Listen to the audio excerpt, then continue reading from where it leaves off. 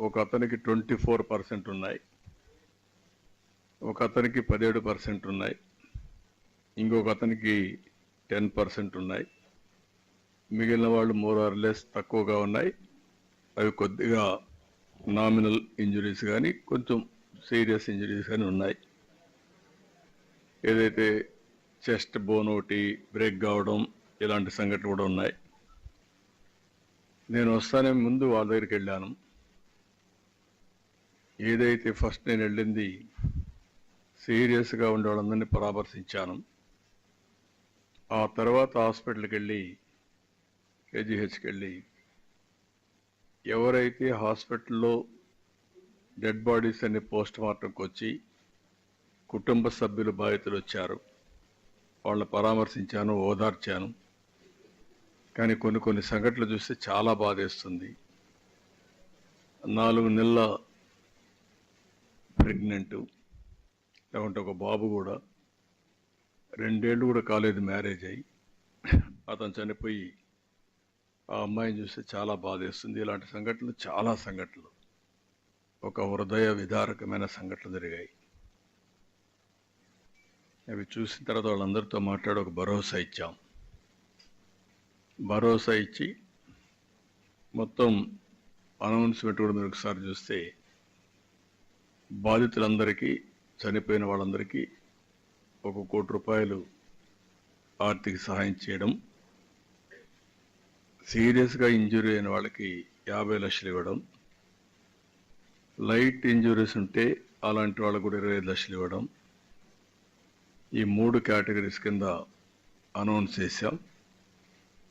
ఈరోజే ఎవరైతే చనిపోయారో వాళ్ళందరికీ చెక్కులు కూడా డిస్ట్రిబ్యూట్ చేస్తారు. మిగిలిన వాళ్ళు కూడా ఇమీడియట్గా డిస్ట్రిబ్యూట్ చేయమని ఆదేశాలు ఇచ్చాను.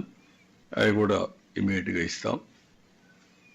అయితే మనం ఆర్థిక సహాయం చేయొచ్చు కానీ కుటుంబాలు తేలేం. ఆ కుటుంబానికి ఎవరైతే ఆధారంగా ఉంటారో, ఎవరైతే ఆ కుటుంబానికి ఒక సెక్యూరిటీగా ఉంటారో వాళ్ళు మనం తేలేం. అది జీవితాంతం తీరని లోటు. ఒక పక్క ఇండస్ట్రీస్ రావాలి, కానీ రెండో పక్కన కూడా సేఫ్టీకి కూడా అంతే ప్రాధాన్యత ఇవ్వాలి. ఆ విషయాలు కూడా నేను వచ్చినప్పుడు మొత్తం మీకు ఎక్స్ప్లెయిన్ చేస్తాను. ఇక్కడ ఫార్మా కంపెనీలు మీరు చూస్తే వేపర్ క్లౌడ్ ఎక్స్ప్లోషన్, దీంతో మొత్తం అక్కడుండే ముందుగానే ఇది ఇన్ఫ్లేమబుల్, అది సరిగా మేనేజ్ చేయకుండా కానీ కారణాలు ఏమైనా కావచ్చు, జస్టిఫికేషన్ ఉండొచ్చు, జస్టిఫికేషన్ లేకపోవచ్చు, కానీ ప్రాపర్ ఎస్ఓపి ఫాలో కాలేదనేది క్లారిటీ. ఎవరైనా సరే ప్రాపర్ ఎస్ఓపి ఫాలో అయితే ఈ ప్రాబ్లం వచ్చేది కాదు. ఈరోజు మనం ఇక్కడ చూస్తే టోటల్గా ఇక్కడికి వచ్చినప్పుడు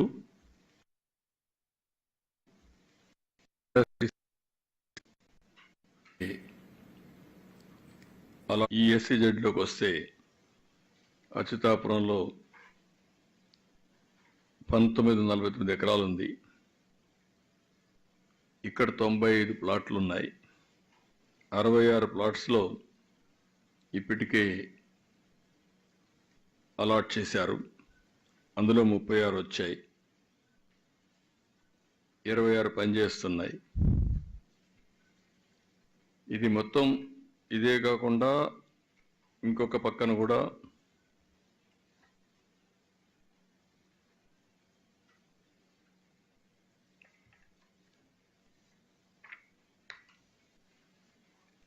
మనకు ఫార్మా ఇంకోటి కూడా ఉంది. ఈ 2 ఫార్మా యూనిట్లు కూడా ఇక్కడనే మనం చూస్తే 280 యూనిట్లు, 208 యూనిట్లు వస్తాయి. బోత్ ఎస్సీజెడ్, నాన్ ఎస్సీజెడ్ రెండు కలిపి. అలాంటిది ఇది ఇంకా పూర్తిగా ఫుల్ ప్లెడ్జ్లో ఈ సెక్యూరిటీ స్టాండర్డ్స్ కానీ ఇవి కూడా జరగలేదు. ఇప్పుడు ఇంకొక పక్కన చూస్తే లాస్ట్ 5 ఇయర్స్లో 1924 మొత్తం ఇక్కడికి వస్తే దగ్గర 119 ఇన్సిడెంట్ జరిగాయి. విశాఖపట్నం అందులో 120 మంది చనిపోయారు. 1920లో 4 జరిగాయి, 21లో దగ్గర 3 జరిగాయి, 22లో 4 జరిగాయి, 23లో మళ్ళీ 22లో 20, 4, 21, 3, 22, 4, 23, 5. ఇప్పుడు వచ్చే కొందికి అచ్యుతాపురం ఇంకొకటి. ఇంత మునిపే ఏప్రిల్లో మళ్ళా ఒక ఇన్సిడెంట్ జరిగింది. ఎల్జీ పాలిమర్స్ జరిగినప్పుడు ఒక దానికి దీనికి డిఫరెన్స్ మీరు చూస్తే అది పాయిజనస్ కెమికల్. ఇక్కడ పాయిజనస్ కెమికల్ కాదు కానీ ఎక్స్ప్లోజివ్ కెమికల్. ఆ బిల్డింగ్ మనం చూసాం, చాలా భయంకరం. వాల్స్ని లేపుకుంటూ అక్కడ ఉండే మనుషులను కూడా తీసేపోయి ఆ గోడకు పైన ఆ ఫెన్సింగ్ మీద పడేసే పరిస్థితి వచ్చింది. అంటే అంత పవర్ఫుల్ బ్లాస్ట్ అయ్యే పరిస్థితికి వచ్చింది.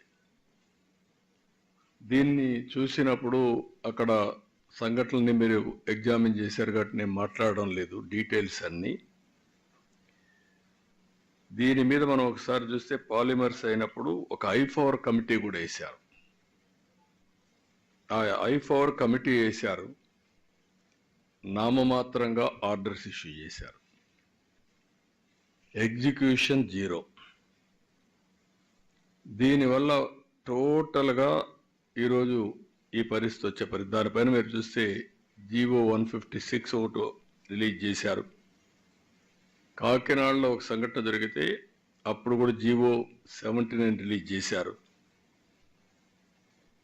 కానీ రెగ్యులేటరీ అథారిటీస్ మాత్రం నామమాత్రంగా చర్యలు తీసుకున్నారు తప్ప ఎక్కడ యాక్షన్స్ తీసుకునే పరిస్థితులు లేరు.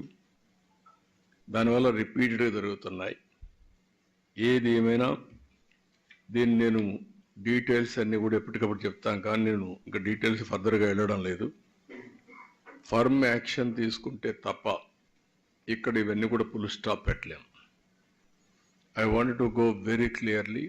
నేను ఒకసారి అప్పీల్ చేస్తున్నా ఆల్ ఇండస్ట్రియలిస్టులకి, మీరు కూడా ఈ రెడ్ కేటగిరీలో ఉండే ఇండస్ట్రీస్ అన్నీ మీరు జాగ్రత్తలు తీసుకోవాలి. మీరు మాకు కూడా గవర్నమెంట్కి కానీ ప్రజలకు కానీ ఇండస్ట్రీ రావాలి, ఎంప్లాయ్మెంట్ కావాలి, వెల్త్ క్రియేట్ చేయాలి.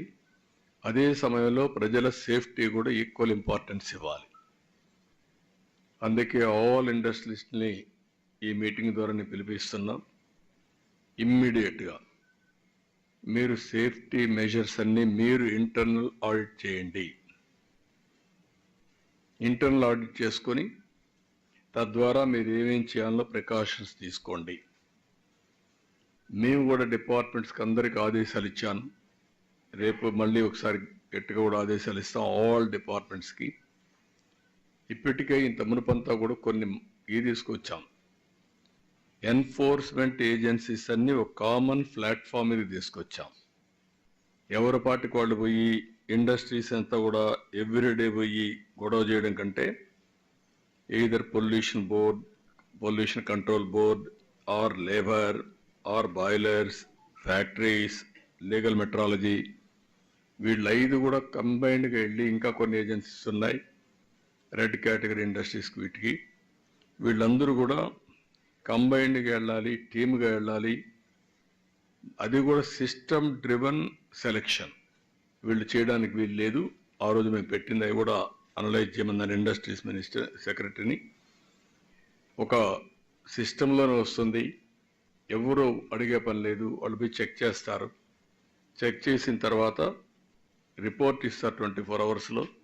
అవి కంపైల్ చేసి మళ్ళా సిస్టంలో పెట్టాలి. అది పెట్టిన తర్వాత ర్యాండమ్ కింద మళ్ళీ అవసరమైతే ఒక ఆడిట్ చేస్తాం వేరే పార్టీని పంపించి, వీళ్ళు కాకుండా.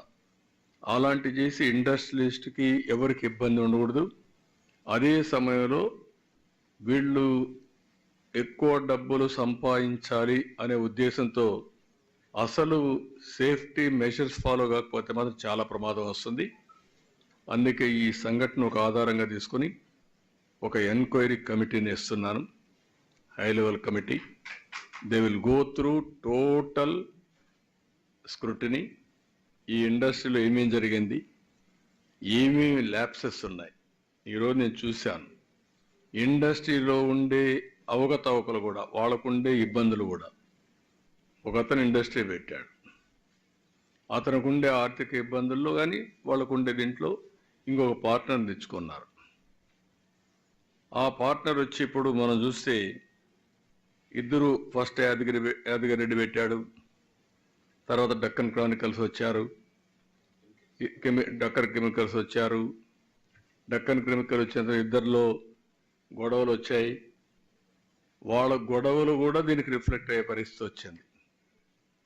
ఈరోజు ఇంత సీరియస్ ఇష్యూ జరిగిన తర్వాత, ఇంతమంది చనిపోయిన తర్వాత ప్రమోటర్ ఎవరైతే ఫ్యాక్టరీ పెట్టాడో ఈ should have come. That is his responsibility, fundamental duty. రాకుండా ఎక్కుండే ప్లాంట్ మేనేజర్కి అప్పచెప్పేసి వెళ్ళిపోయే పరిస్థితికి వచ్చాడు. ఇంతవరకు మా అడ్మినిస్ట్రేషన్ కూడా టచ్ దగ్గర రాలేదు. అది కరెక్ట్ అప్రోచ్ కాదు. నాకు ఇండస్ట్రీస్ రావాలి, అదే మరిగా ఇండస్ట్రీస్ని గౌరవిస్తాం. మీరు కూడా బాధ్యత తీసుకోవాలి. బాధ్యత తీసుకోకుండా టేక్ ఇట్ ఫర్ గ్రాంటెడ్, మేము పెట్టుబడి పెట్టాం,